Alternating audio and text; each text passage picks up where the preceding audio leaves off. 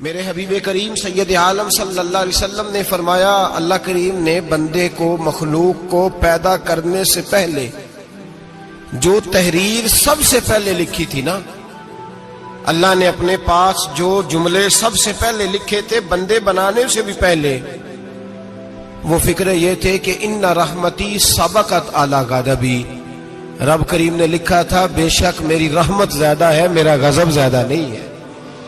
اس نے لکھا تھا کہ میری رحمت ہمیشہ میرے غضب پر غالب رہے گی، غلبہ رحمت کا ہے۔ سنیں بڑی پیاری حدیث، بڑی خوبصورت حدیث، کنز المال میں دیگر کتب احادیث میں ہے۔ حضرت ابو ہریرہ رضی اللہ تعالیٰ عنہ فرماتے ایک بابا جی نبی پاک کی بارگاہ میں آئے، اور جب وہ واپس جانے لگے تو میں نے عمر پوچھی تو عمر تھی 96 سال۔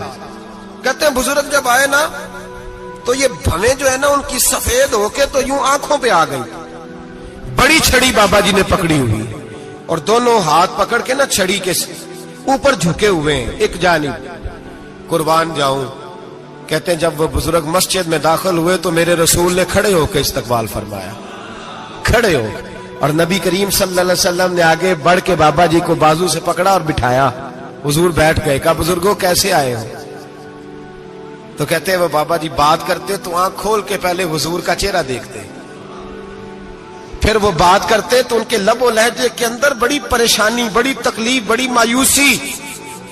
عرض کرنے لگے یا رسول اللہ، حضور زندگی ساری گناہوں میں بیت گئی ہے، حضور غلطیاں ہی غلطیاں، یاد ماضی عذاب ہے، یا رب چھین لے مجھ سے حافظہ میرا۔ اے اللہ کے رسول بڑی لمبی فہرست ہے، پاپ ہی پاپ ہے، کالے سیاہ دفتر ہے۔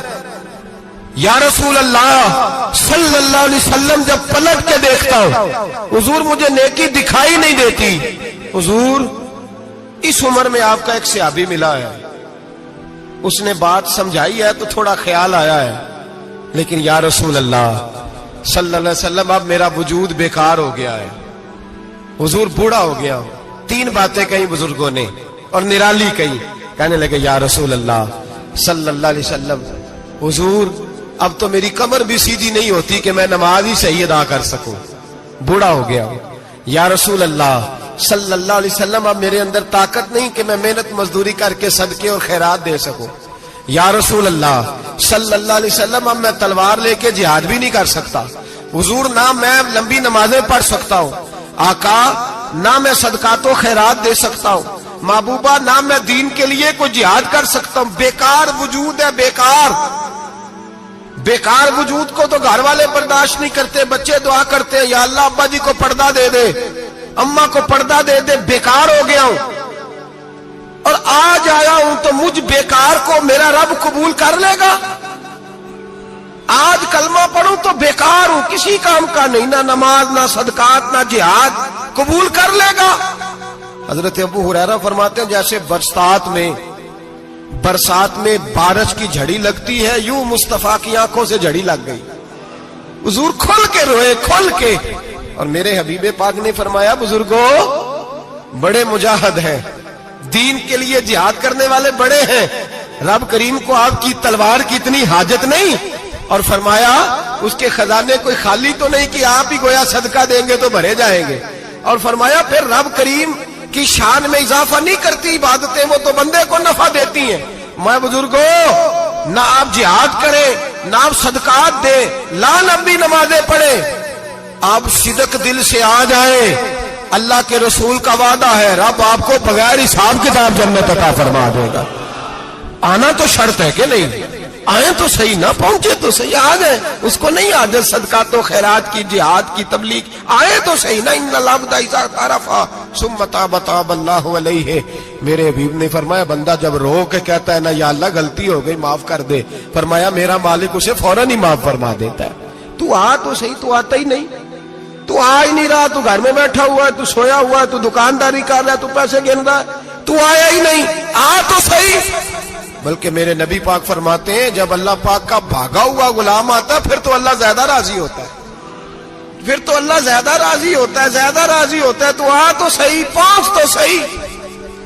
بلکہ صوفیاء تو اور بات کرتے ہیں، وہ کہتے ہیں تو کبھی بھول کے بھی رب رب کرے تو اللہ تو اسے بھی قبول کر لیتا ہے، بھول کے۔ ملا رومی کہتے ہیں بنی اسرائیل کا بندہ ہے، सनम पत्थर को कहते हैं, बुत को कहते हैं। बुत के सामने खड़ा है और सारी रात कहता है या सनम या सनम या सनम, ऐ पत्थर ऐ बुत, सारी रात पुकारता रहा। रात गहरी हो गई, नींद का गलबा थक गया, सोने के करीब आया तो गलती से मुंह से निकल गया या समद, या सनम की जगह निकल गया। रब करीम ने फरमाया जिब्रील दौड़ के जा, जो मांगता इसे दे दे। हजरत जिब्रील अर्ज करते हैं मौला भूल के तेरा नाम ले रहा है, भूल के ले रहा है। तो रब करीम ने फरमाया चल नाम तो मेरा ही ले रहा है ना, मेरा ले रहा है ना। या अल्लाह, वो अल्लाह करीम ने फरमाया झूठे के सामने सारी रात का खड़ा है, सारी रात का पुकार रहा है, उसे कुछ नहीं मिला तो सच्चे का नाम लिया है। अगर मैं भी कुछ ना दूं और बुत में और मुझ में फर्क क्या रह जाएगा। जा जो मांगता है झोली भर के दे, नाम तो लिया है ना।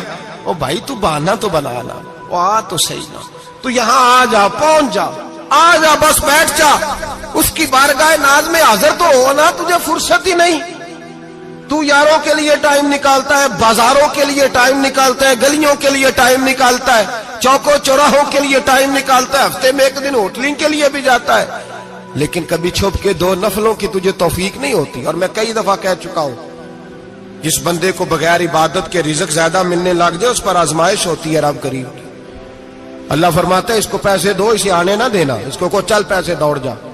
लोग समझते हैं मैं बड़ा ज़हीन हूं, अक्लमंद हूं, देखो मैं अपनी होशियारी से चालाकी से आगे निकल गया। तो आजमाइश है, ये तो आजमाइश है रब करीम की तरफ से, ये तो उसकी खुफिया तदबीर है। मेरे भाई उसकी बारगाह नाज तक जो आ गया, आना तो हमारी जिम्मेदारी है कि नहीं। फिर उसकी रहमत आगे बढ़ के इस्तकबाल कर लेती है, फिर अल्लाह का फजल उसको थाम लेता है उस बंदे को। और खुदा की रहमत कितनी ज्यादा है। मेरे हबीब करीम सैयद आलम सल्लल्लाहु अलैहि वसल्लम ने फरमाया अल्लाह ने अपनी रहमत के 100 हिस्से किए। हुजूर फरमाते हैं एक हिस्सा अल्लाह ने दुनिया में नाज़िल किया है। कितना? एक हिस्सा।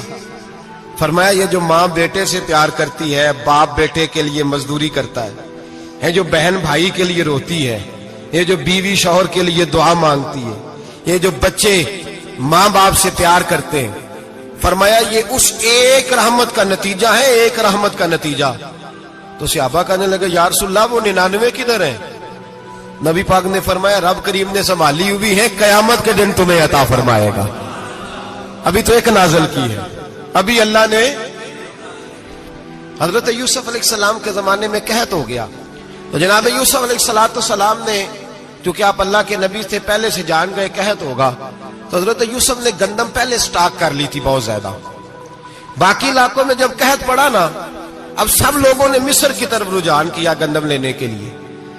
तो हजरत यूसुफ अलैहिस्सलाम ने ना शहर के दरवाजे पर बंदे खड़े कर दिए। फरमाया जो बंदा आए ना उससे 2 सवाल पूछना।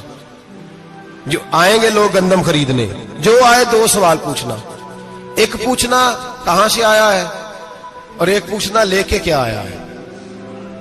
एक पूछना, समझ आ रही है बात की? और दूसरा पूछना कि लेके सोना लेके आया है, चांदी गंदम खरीदनी है तो क्या चीज लेके आया है, कि नगद पैसे लाया है, ये पूछ लेना।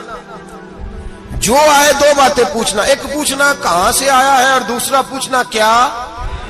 एक रवायत में 3 सवाल भी हैं, लेकिन फरमाया पूछना 2 सवाल जरूर। इंतजार था ना भाइयों का, किनान से आने वालों का। फरमाने लगे सबसे 2 सवाल पूछना। जब किनान वाले आए ना, उनसे सिर्फ इतना पूछ लेना कि वो कहां से आए हैं। अगर पूछे ना किनान से आए हैं तो फिर ये ना पूछना क्या लेके आए हैं, फिर मैं जेबें खुद टटोल लूंगा वो क्या लेके आए। बाकियों से 2 सवाल।